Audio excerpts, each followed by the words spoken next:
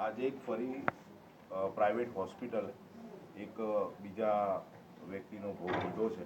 ભોગ એટલા માટે કહીશ કે હમણાંથી કદાચ આ ખાનગી હોસ્પિટલમાં ટ્રેન્ડ ચાલ્યો છે કે જે તે ગરીબ કે મધ્યમ વર્ગનો પબ્લિક આવે છે એને કોઈ બી રીતે એને સુવડાવી જ દેવાનું થાય છે અને એના પછી કદાચ ભગવાન ભરોસે જ મૂકવામાં આવે છે.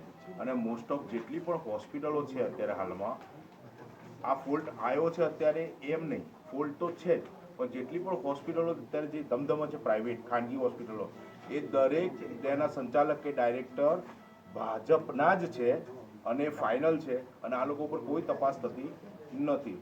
હમણાં જ ખ્યાતિકાંડ બન્યો એમાં 3 ડાયરેક્ટરને એમને પોલીસે ક્લીન ચીટ આપી છે. બરાબર, ક્લીન ચીટ કયા લેવલે આપી છે એ હજુ કોઈ પબ્લિકને ખબર નથી. એટલે પબ્લિકના નોલેજમાં દરેક વસ્તુ આવવી જોઈએ. બરાબર, અત્યારે હાલમાં જે થયું છે બરાબર, બહુ દુઃખદ બનાવ બન્યો છે. એસસી સમાજમાંથી ભાઈ આવે છે અને આખો સમાજ અહીંયા ભેગો થઈ ગયો છે.